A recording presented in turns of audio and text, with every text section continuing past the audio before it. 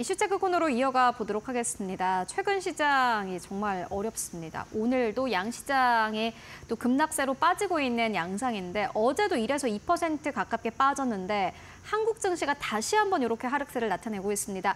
이러한 시장 속에서 사실 올라가는 업종 몇 없긴 합니다만은 올라가는 건 계속해서 올라가고 있습니다. 오늘 관련된 업종 좀 짚어볼 텐데요. 이데일리온의 김태훈 파트너 모시고 함께 이야기 나눠보도록 하겠습니다. 안녕하십니까? 안녕하세요. 네, 오늘 보니까는 한화 에어로스페이스를 가지고 오셨습니다. 네. 최근에 다시 한번 52주 신고가를 경신했고 오늘 경신했네요. 42만 5천 원대까지 올라갔고 주가는 현재 구간에서 뭐 약보합에서 거래가 되고 있습니다만은 결국에는 지수를 이기는 종목입니다. 먼저 그것부터 좀 확인을 해봐야 될 것 같아요. 지금 이게 매수에 대한 의견은 아니신 거죠? 네. 네.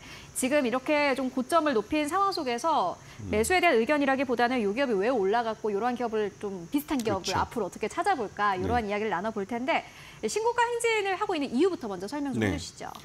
이 주가가 오르는 종목들은 오르는 이유가 있습니다. 그리고 내리는 종목엔 내리는 이유가 있죠. 그 이유를 알고 매매를 하시면 수익을 얻을 기회를 확실하게 더 가질 수 있습니다. 이 한화 에어로스페이스 같은 경우는 한화그룹이라고 지금 최근 들어서 가장 잘 나가고 핫한 그룹인데요. 이쪽에서 이제 방산 쪽에서 핵심적인 역할을 하는 자회사입니다. 그리고 이 한화 에어로스페이스는 한화그룹의 경영권 승계에서도 핵심적인 계열사이기도 하죠. 그리고 이 회사가 그렇게 이제 방산 쪽에 한화그룹 내에서 방산의 모든 계열사들을 모으고 사업을 모아서 만들어진 그 회사다 보니까 이 방산이 시장에서 주목받을 때는 가장 그 핫한 종목이 됩니다. 지난 1년을 돌이켜보면 한화 에어로스페이스가 줄기차게 우상향해서 1년 동안 내내 주가가 오른 것을 확인할 수가 있습니다. 그렇게 된 이유는 가장 중요한 게 실적입니다. 실적이 뒷받침되기 때문에 주가를 계속 우상향하면서 밀어 올려진 것이죠. 그리고 이 회사의 비주적 사업들, 즉 CCTV나 이런 옛날 삼성항공으로부터 인수했을 때부터 갖고 있던 사업들은 이번 기회에 한화 인더스트리얼 솔루션즈라는 회사 이름으로 분사를 시켰습니다. 그래서 이 반도체 제조 장비 쪽과 CCTV 쪽 같은 보안 쪽은 모두 다 이제 한화 인더스트리얼 솔루션즈라는 회사로 넘어갔죠. 그리고 지금은 지상, 방산, 항공우주, 한화 시스템 그리고 한화 오션으로 딱 이 진영을 갖춰서 이 방산 쪽에 핵심이 되는 그런 회사들과 사업들로 만들어져 있습니다. 그러면서 최근 들어서 이제 글로벌 지정학적 리스크가 강화되면서 이 관련 무기 수출이 많이 좀 그 수출 규모가 굉장히 커지면서 이쪽에서 수익이 많이 나고 있고 그러한 실적은 우리나라 이제 정부의 무기 수출 지원책, 그 수출입은행이나 또 무역보험 같은 데서 지원을 해주는 것에서 영향도 많이 받고요. 그리고 무엇보다도 이 한화 에어로스페이스는 한화그룹의 경영권 승계의 핵심 자회사를 만들기 위해서 한화그룹 내에서 그룹 차원에서 지원해주고 있는 그런 회사라는 걸 아셔야 됩니다. 네, 한화 에어로스페이스 우주 항공도 있고 방산도 있는 기업입니다. 우주 항공 쪽이라든지 방산 테마가 최근에 핫했던 가운데 그 가운데서도 대장격으로 움직였던 기업이 바로 한화 에어로스페이스이기도 한데요.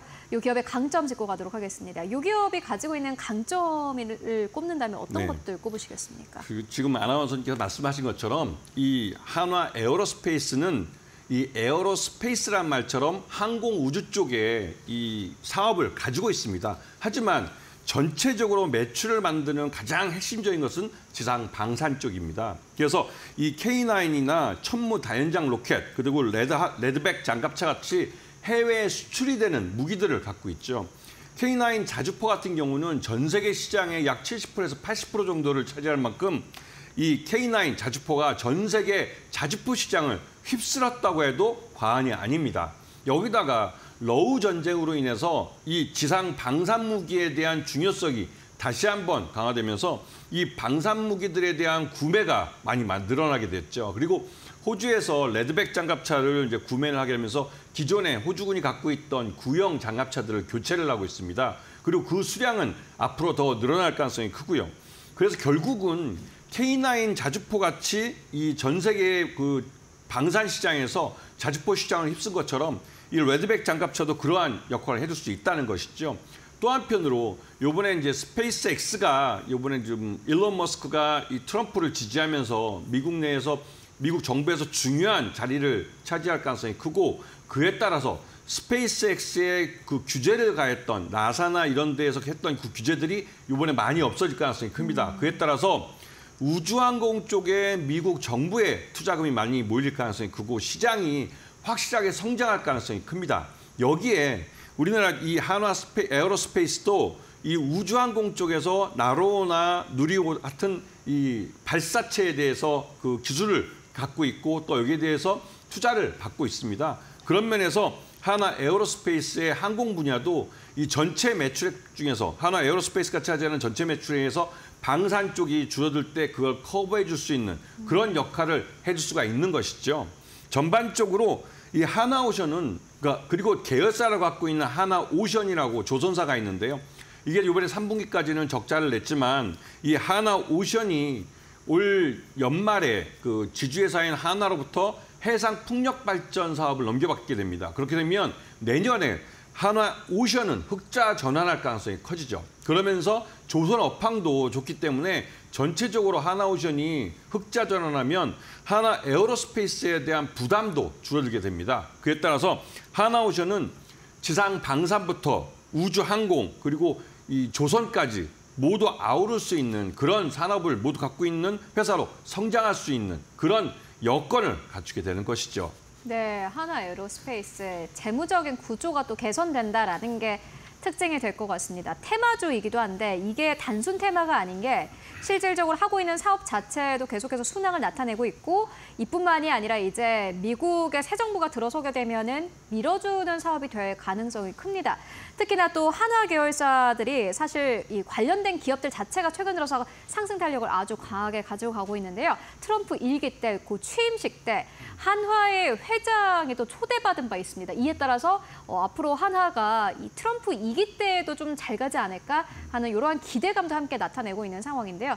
주가 흐름 현재 뭐 증권사에서는 어떻게 보고 계십니까? 네, 그 증권사에서는 지난번 그 3분기 실적이 어닝 서프라이즈를 나타내면서 말 그대로 그러니까 증권사들의 목표 주가의 랠리가 펼쳐지고 있습니다. 그런데 주의할 점은 증권사들의 이 보고서들에서 나타나는 이 증권사의 목표 주가가 랠리를 펼칠 때 이때가 가장 위험한 순간입니다. 왜냐하면 이 증권사들이 목표 주가를 높이 올릴 때 이거는 3분기 그 과거 실적에 기반해서 분석을 하는 것인데 문제는 우리가 이런 목표가를 보고 우리 투자자들이 주식을 사는 건 미래의 일입니다. 그래서 이럴 때 이제 실적 피크라는 말이 있는데요. 지금 한화 에어로스페이스 같은 경우는 실적 피크를 쳤다고 보여지는 점이 여러 곳에서 발견이 되고 있습니다. 특히나 방산 쪽이 지금까지 실적을 견인해 왔었는데요. 이 방산 쪽에서 이 지난번에 보시면 아시겠지만 폴란드의 2차 무기 수출 같은 경우도 지금 폴란드 정부의 정권이 바뀌면서 이에 대한 또 2차 계약에 대한 논의가 또 이루어지고 있고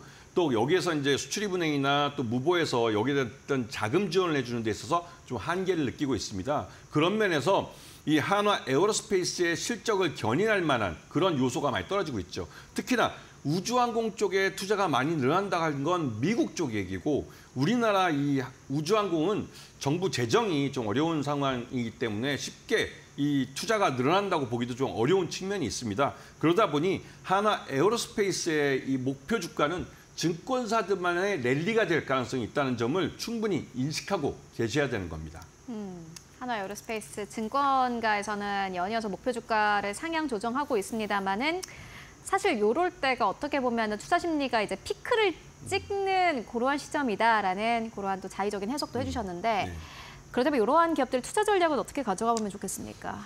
일단은 한화 에어로스페이스가 한 단계 더 업그레이드하고 성장하기 위해선 그 자회사인 하나오션이 흑자로 돌아서야 됩니다. 또 한편으로 이 한화 에어로스페이스를 한국의 럭키드 마틴이라고 부르는 사람들도 있지만 가장 중요한 부분이 빠져 있습니다. 바로 항공 전투기 쪽이죠. 네. 이런 쪽은 한국 항공우주 산업 카이를 인수해서 커버할 수 있고 또 그쪽에서 전투기를 개발했던 인력 중에 중요한 임원급 인사들이 한화 에어로스페이스에 이직을 해서 조인을 해 있는 상태입니다. 그러다 보니 항상 한화 에어로스페이스가 카이를 인수할 수 있다는 말이 나오지만 이 카이를 이제 매각을 하려는 정부의 이런 내부의 이제 목소리들과 이를 지키고 싶어하는 공군이 계속 이제 마찰을 빚고 있기 때문에 한국 그 에어로스페이스가 한국 항공우주 카이를 인수하는 것은 여러 가지 그 정치적인 고려할 면도 있기 때문에 쉽게 결정되지는 않을 것 같습니다. 하지만 하나 에어로스페이스가 지금 실적을 한 단계 더 업그레이드하기 위해서는 이 뭔가 좀 M&A 같은 걸로 덩치를 더 키울 수 있는 그런 요소가 필요한데요. 앞으로 그런 뉴스가 나오는지 확인을 해보시면서 하나 에어로스페이스의 실적이 어떻게 개선되는지 이런 부분을 살펴볼 필요가 있어 보입니다. 네, 하나 에어로스페이스 지금 물론 모멘텀이 워낙 많기도 하고 또 미국이랑 엮여 있는 그러한 기업이기 때문에 최근 들어서는 잘 가고 있습니다만은 늘 뭐 조정은 있습니다. 앞으로 실적 부분 함께 확인하시면서 주가를 함께 확인해 보시면 좋을 것 같습니다. 지금까지 김태훈 파트너와 함께 이야기 나눠봤습니다. 말씀 고맙습니다. 고맙습니다.